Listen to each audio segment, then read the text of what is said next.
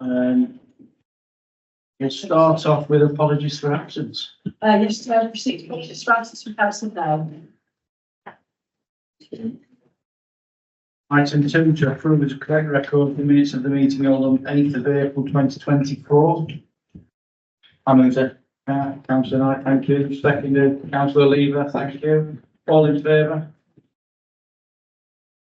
Thank you very much. Any against? Item brought forward in the opinion of the Chair should be considered at the meeting as a matter of urgency. There is one item and it's referenced North Devon Records Office, and could I hand over to Mr. Triggs for this update, please. Thank you, Chair. Good morning, members. There was the North Devon Records Office, which falls under the South West Heritage Trust, to approach the council for financial contribution towards a budget shortfall in 24-25. Their budget for the current financial year is showing a unfunded balance of around £6,000. This is their direct costs less the income they get from various other stakeholders such as county council, town and parish councils, and income directly from members of the public and stakeholders visiting the Records Office. They've approached both ourselves and Torre District Council with a request for a funding contribution to help them in the current financial year whilst they source other funding contributions moving forwards. They have approached other town and parish councils as well, but obviously having already set their precepts for 24-25, obviously they find it difficult to fund anything in the current financial year that may be something they can consider for future years. So the request has come forwards for a contribution towards the 6,000 shortfall. Having had conversations with both the lead and the chief executive, the proposal for members to consider this morning is whether you're comfortable to contribute 50% of that shortfall in the current year, which will be a contribution of £3,000, which we could fund from the strategic contingency reserve. That balance in that reserve exceeds 150,000, so there's a sufficient funding availability within your control. The records that are at the North Devon Records Office cover obviously the whole of the North Devon district and wider, but there are files specifically that are held for North Devon District Council. Obviously since 1974, a number of the records such as minute records, records of local inquiries, studies, etc. that the council have undertaken are all stored and preserved at the Records Office, plus other records going back to the early 1900s and so to the late 1800s. So there is a clear justification in terms of members' consideration of a funding contribution, because obviously they are holding the records on our behalf as well. So, Chair, the recommendation for members to consider is whether you're comfortable to fund a one-off contribution in the current financial year, 24-25, from the Strategic Contingency Reserve of £3,000. Obviously, that's subject, to member approval. We hope that Labelling Authority may also consider a similar amount, and that enables then the Records Office to continue sourcing other sources of income. Having had a look through the South West Heritage Trust accounts, in total the Trust are sat on £1.4 million worth of reserves. However, those reserves cover a whole realm of other museums, buildings, etc. that they are responsible for. The element relating to the Records Office is a reserve of £8,500. So they're not sat on big levels of reserves solely for the Records Office. So, Chair, that's the recommendation for members to consider. Happy to take any questions around the details that I've just presented. Councillor Lever. Thank you.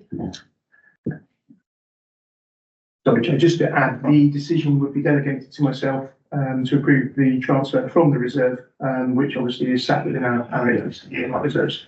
Just this is an urgent item, so you members can't take a decision under it, but we've got delegated powers to steer from members. Councillor Lever. Thank you, Chair.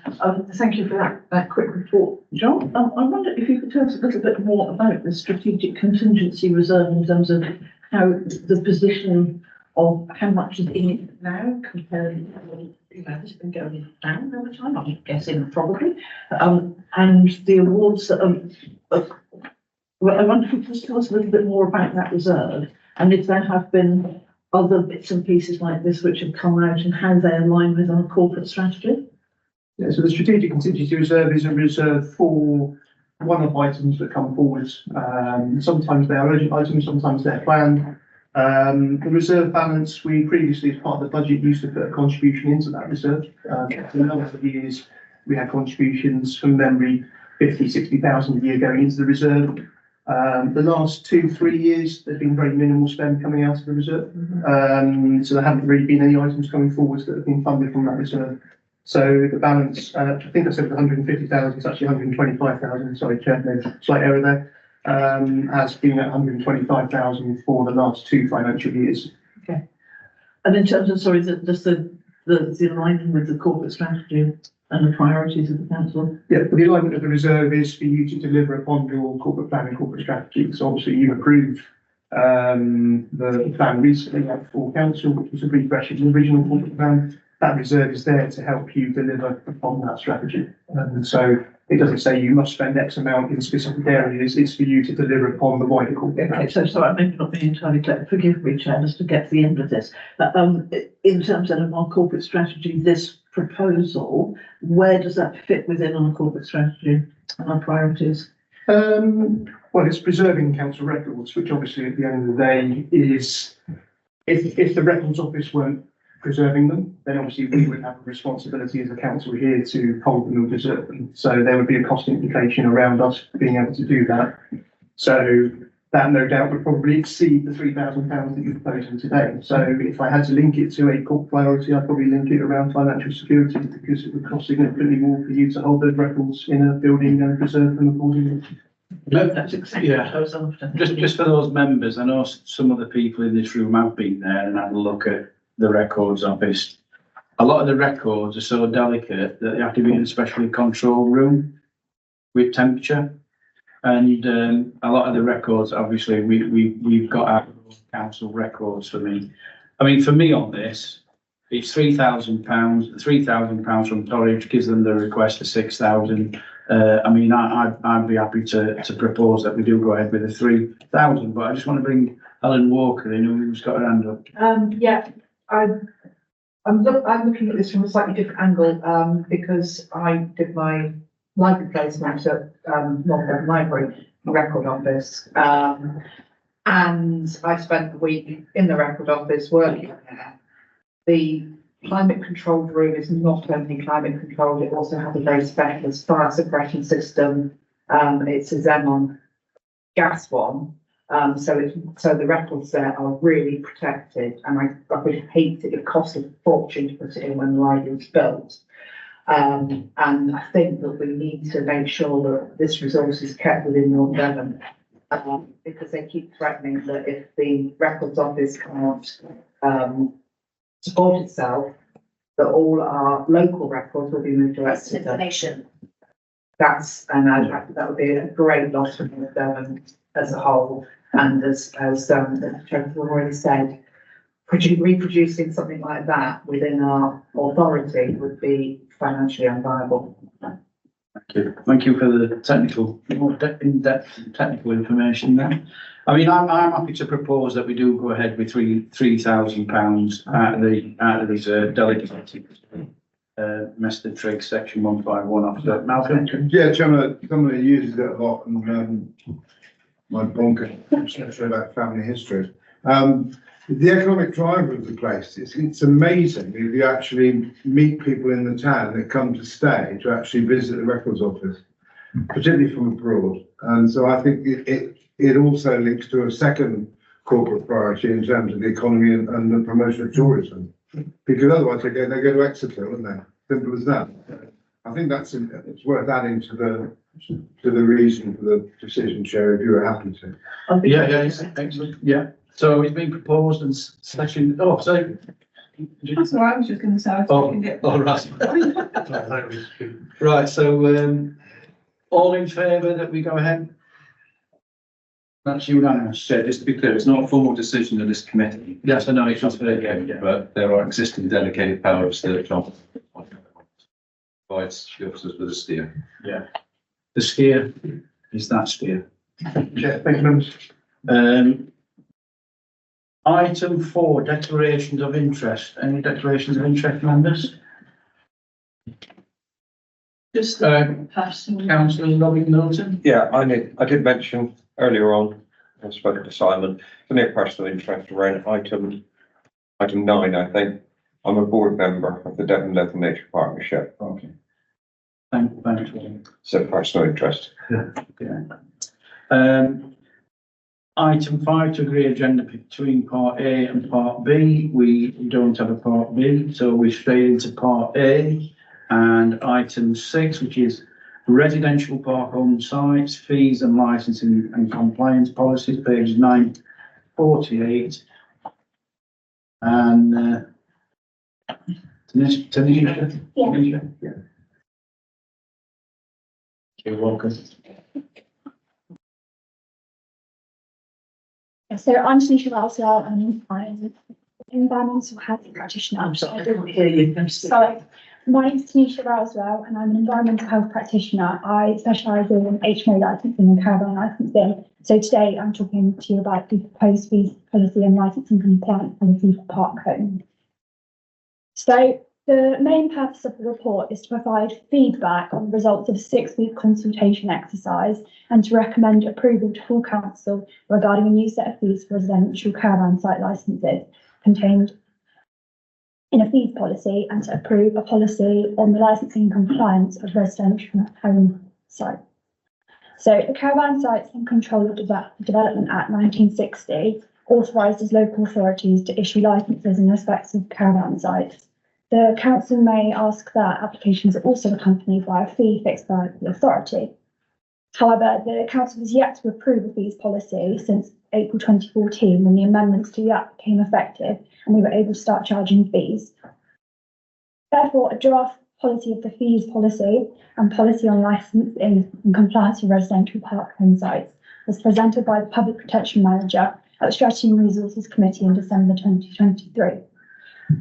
And a consultation on the proposed implementation of the policies was subsequently approved and recommended by members. Therefore, a 6-week consultation exercise ran between the 22nd of January and the 4th of March 2024. That was undertaken by myself.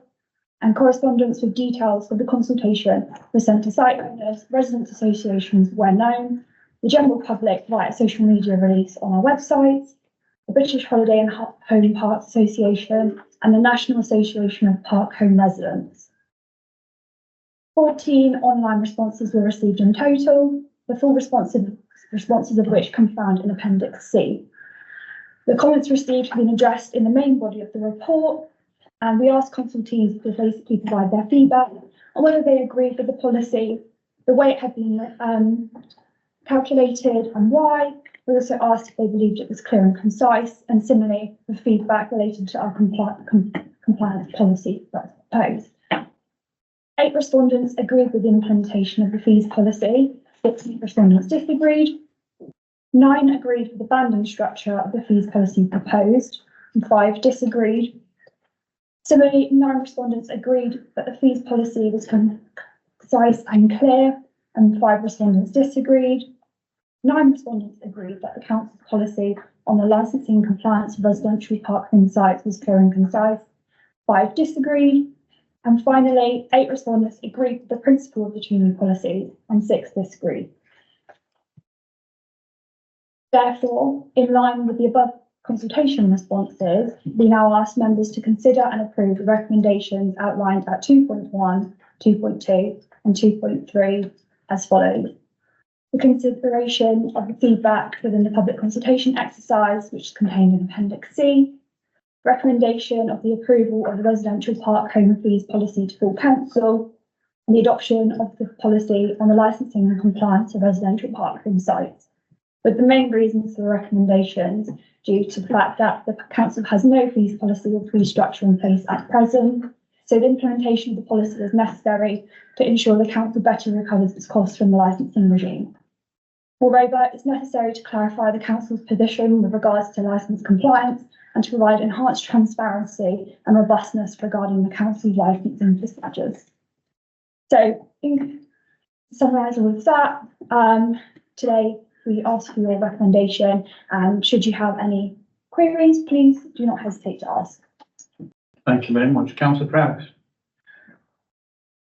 Yeah, I'm here. So I thought like your hand up. No, I mean, this is something we've got to introduce, you know, we've got to have it. You've done a real good work on this, by the way. It's a really good report. Obviously not a lot of people replied, as with in all consultations, and if they complete later on, then we'll have to ask them if they replied to the consultation. However, I think in here it says what it is. It's a really good report, well done. And you know, I'm happy to recommend from the chair that we go along with recommendation 2.1 to 2.3. Happy to second. Yeah. Okay, seconded. Any other? I welcome the report. I was just going to say, we have a concern in my own particular patch about residential development going on like this, but it's almost like a backdoor planning consent in some instances. Caravan sites, tourist sites are being developed as residential, and we need this sort of jurisdiction, I think. Good point made, Councillor Wilkinson. So all in favour of the recommendations? That's unanimous. Thank you very much. Thank you. Thank you. So item 7, a proposal to reduce the council's carbon emissions by replacing selected vehicles with electric vehicles. Mr. Mark Pentel. Over to you, sir. Mr. Chairman. Morning, councillors. Morning. So this report really is recommending the first steps towards transferring as many of our ICE vehicles, that's the petrol and diesel fleet, to electric and alternative sources of power to help reduce our carbon emissions. As the report says in the introduction, we've now declared the climate emergency, and we've got our ambition to be carbon neutral by 2030. And the fleet, particularly the HGVs, account for a third of our emissions. So we need to start doing something with that fleet and some of those emissions if we are going to reach our 2030 target. So as I say, these are just the first 2 steps, and if we do replace these 2 vehicles that we're recommending, that will account for 1% of our emissions. So it is small steps, but it is a little bit more complicated than just switching, because there are contractual and financial decisions to consider when we do start making the switch over to EVs. So to date, we've done quite a bit of experimenting with various demonstration vehicles. The Parks fleet with our small vehicles, and the fact that they're out and about and stopping and starting, and there's opportunities to charge for vehicles on the job, has meant that the trials have been very, very successful, and the vehicles are popular with our operators, which we're pleased with, because we were slightly sceptical that some of the older members of staff might not like the electric vehicles, but it's quite the opposite. They've all found them very, very easy to drive and very, very easy to use.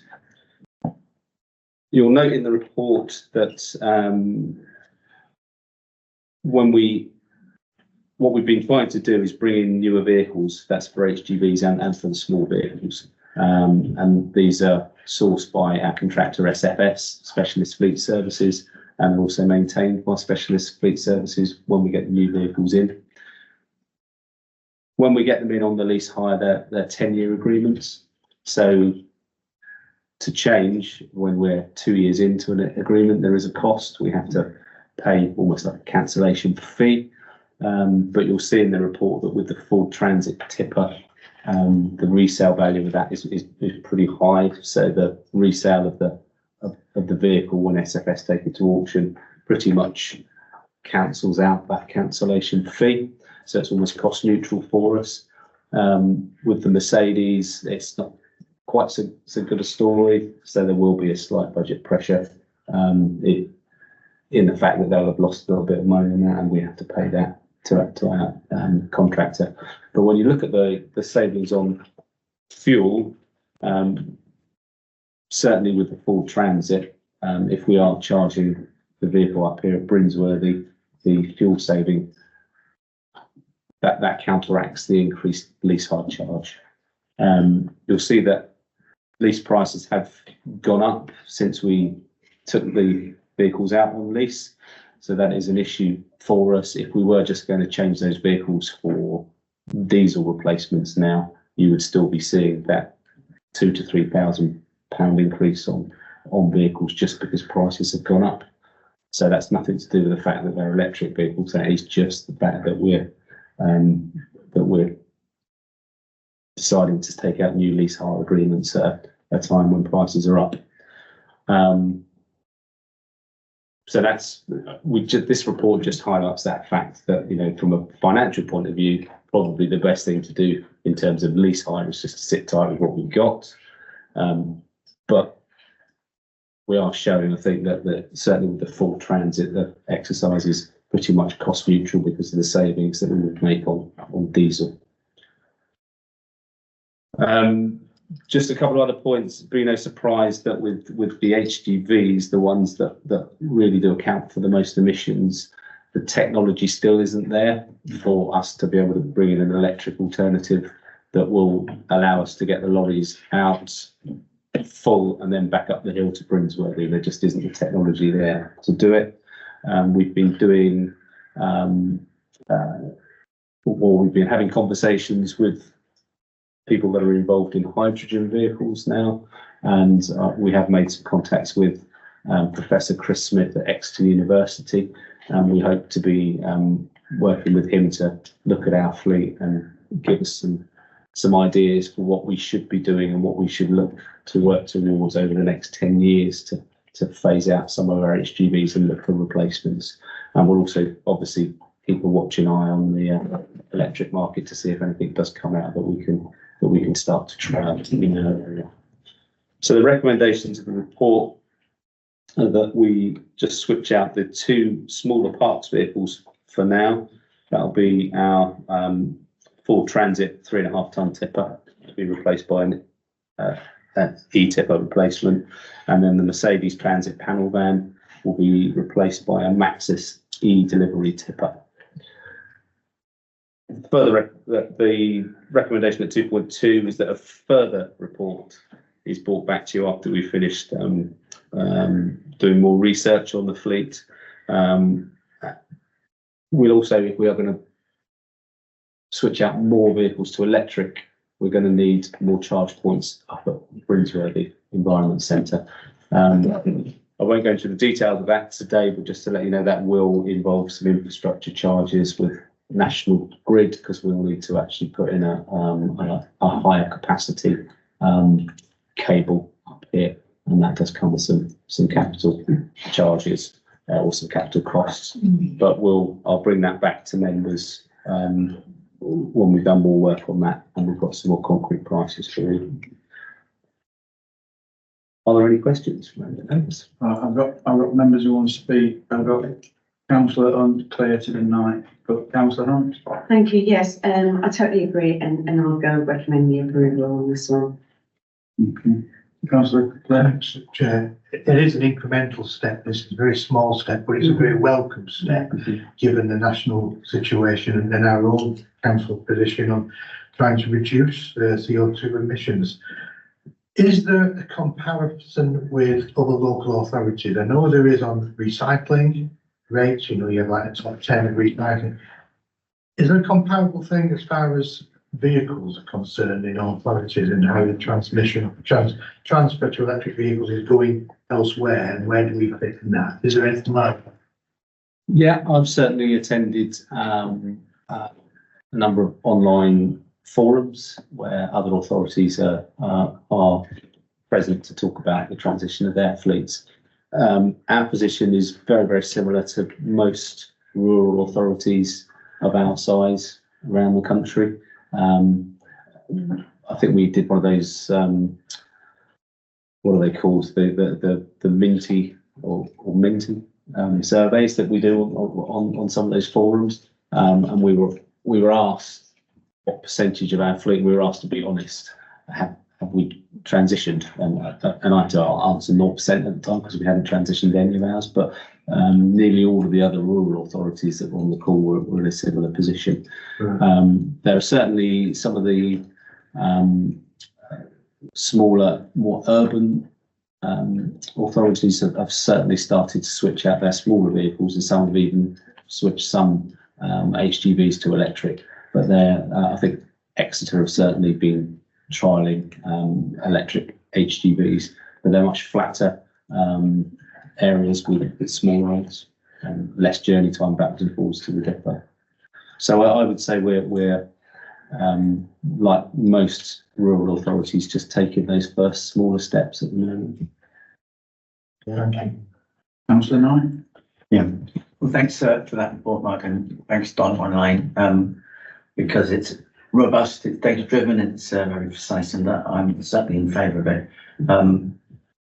We've had quite a few discussions in the climate action team, offline, if you like, about the efficacy of batteries, the usual analysis of how they're produced, and but the future is electric, and in terms of addressing our carbon footprint, it's absolutely essential that we address this very issue.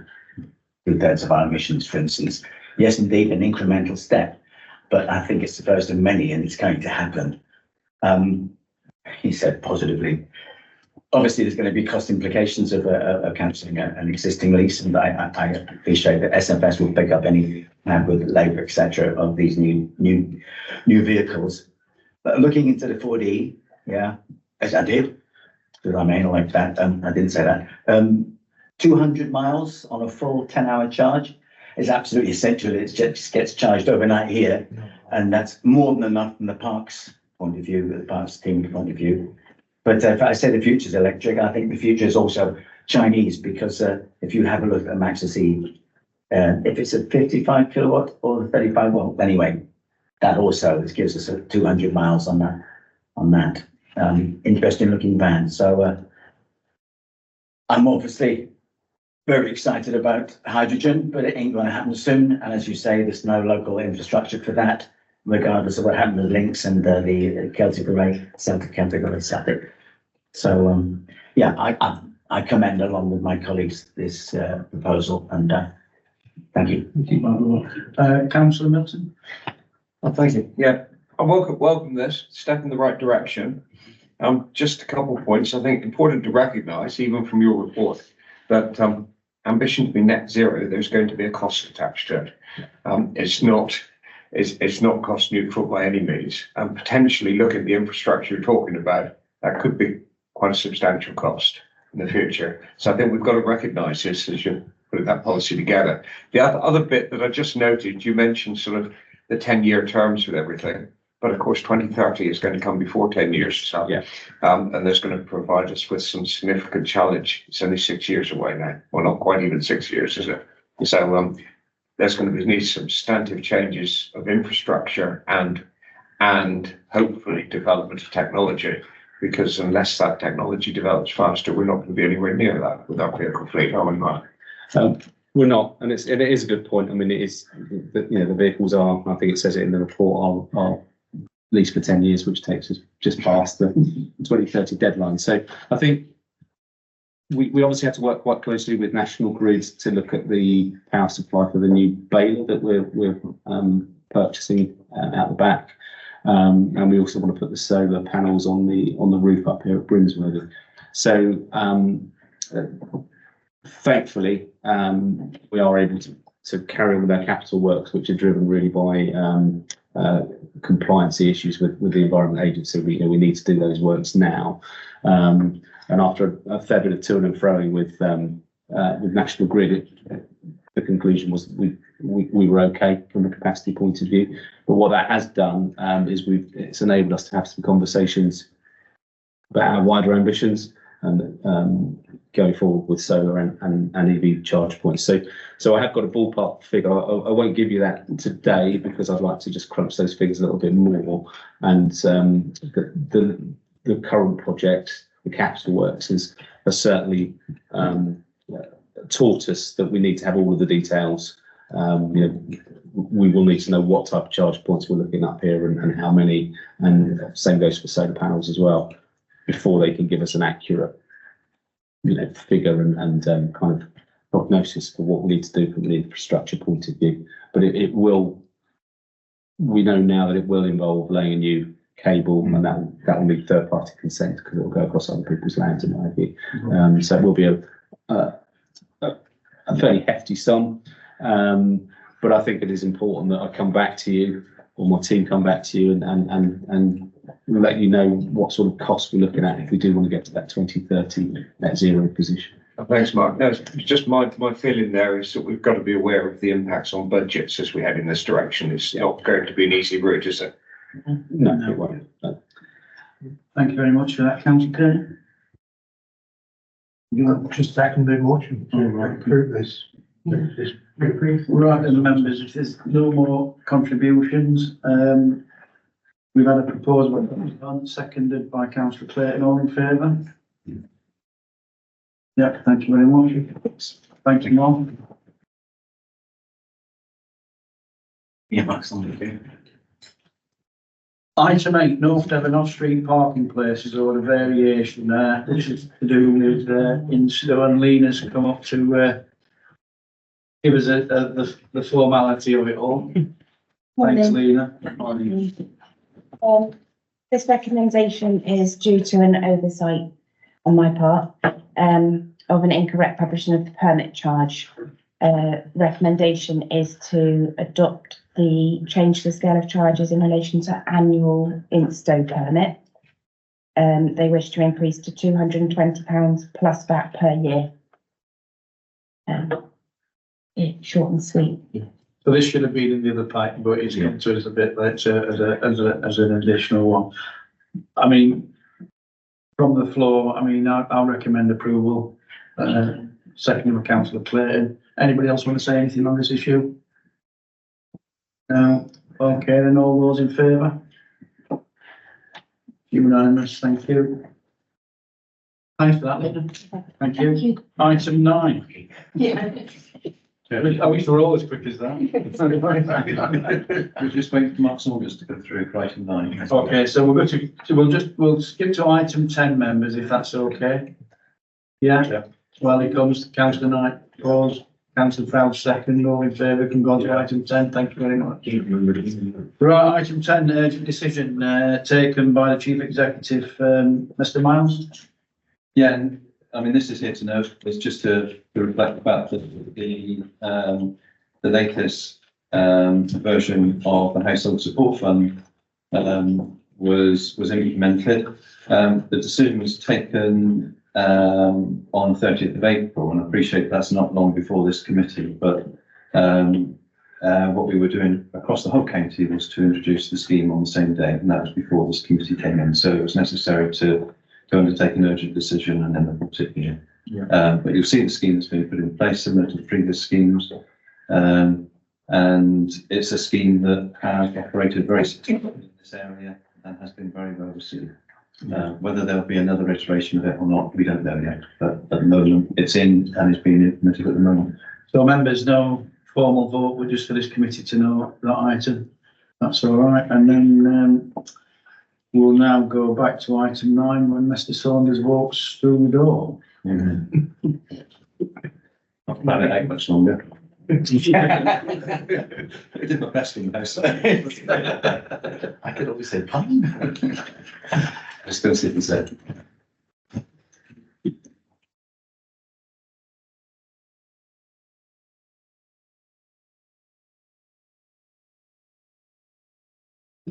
Yeah. Well, the half time. Like a sandwich, I think. Oh, that was brilliant.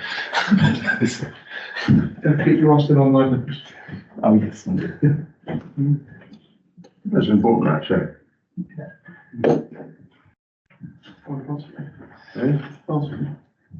You go. Yeah, that. The support was fantastic. What do you reckon? It was 6 7, I think, wasn't it? Yeah. There's 600-700 people in the when you consider that's 100,000 stadium. Because they're all in one section. The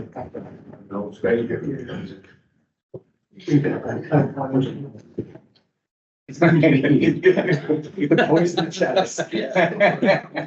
Mark's on this.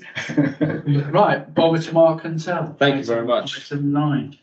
Yeah, I've just lost the screen now. Apologies, members. I thought my colleague Mark Saunders was going to be here today, but isn't. So I will try and run through. Essentially, this report really is just an update for you all, because I think when Mark spoke to you back in the summer, he did some member training. Hopefully most of you were here. I see everyone nodding their heads. Just explaining that biodiversity net gain was coming in. It was the 10% net gain on major applications was becoming statutory. It's something that we've been doing here at North Devon for quite a while anyway, but it wasn't a statutory requirement. So that was due to come in November last year, and then it was moved because I don't think anyone was quite ready nationally, and we were still waiting on legislation to come in from the government. But it did become mandatory at the end of March, and we've now got the mandatory net gain on small developments of 9 dwellings as well. So Mark's report really is just an update on what he and the planning DM have done to date, the training that's gone on, and then there's also an overview of our duties under the Environment Act as well, that talks about kind of wider requirements for local authorities to consider biodiversity in everything that it's doing, not just the mandatory 10% on biodiversity net gain. There's a lot of links to various bits of legislation in the report. It is worthwhile if you can find the time, members, to click on some of those links and have a read through, because it is a good reminder that we do have a duty under the Environment Act to keep biodiversity at the forefront of everything that we're doing with our daily operations. Thank you for that, Mark. This is obviously just an update because obviously it was introduced this year in the Environment Act 2021. The recommendations, members, are set out in 2.1, 2.2 and 2.3, that the requirements of the biodiversity duty be noted, that the actions taken be noted, and that this report provides a basis for discussion for members on our way forward. So it's newly introduced this year. Councillor Prowse. Chair, I completely support the principles of this, but what it does give us a bit of a headache, and it's a bit like the end of the local plan process last time, when the Environment Agency declared every potential housing site be a critical drainage one, which means straight away the densities are being challenged, the numbers are, and it's the same here, so that as we go towards trying to find new sites for the new local plan, we're going to have to take up more and more actual ground to be able to sort out these sorts of issues, because the priority is to get biodiversity net gain on site wherever humanly achievable, isn't it? So that's really important. So it's going to make a tricky, even more tricky job in choosing the right sites, and taking the public with us as we try to look at some of those sites in the future. Yeah, that's a good point, Councillor Prowse. Councillor Milton. Thanks. This is going to provide a lot of challenges, isn't it? Yeah. It's in its infancy at the moment. And yes, I was about to bring the same point as Councillor Price has just brought up, actually. But wherever those challenges are, there are some opportunities here, because there's quite a lot of opportunities to try and ensure that there is actually more than just biodiversity net gain out of this for North Devon. And the challenge is going to be keeping it within North Devon. And yes, the on-site is the first option, but I think we're all fully aware that in probably the majority of cases, that's going to be really complex to achieve. And what I would be loath to see was this policy then allow developers to offset that or to buy that biodiversity net gain by just plonking it in an area next to the site they're developing. there's opportunity to spread this wider over North Devon and for it to contribute to the North Devon economy while we're doing so. And I think we've got to be aware of that and really try and utilise the opportunities rather than just managing what's there. And of course, the other bit that goes with it is going to be in the longer term, once we've got that gain, we're lumbered with the job of enforcing it, aren't we? As a council, which is potentially going to be a huge challenge. Yeah. And of course, baselines also create quite a challenge because that's been a bit of a movable feast recently. And they're not even the same baselines when we look at biodiversity net gain to what they talk as net gain on some of those new land management schemes. The net gain starts to get later on some of them than it does on biodiversity net gain. So calculating where we've got that gain and its value is going to create some headaches, I suspect.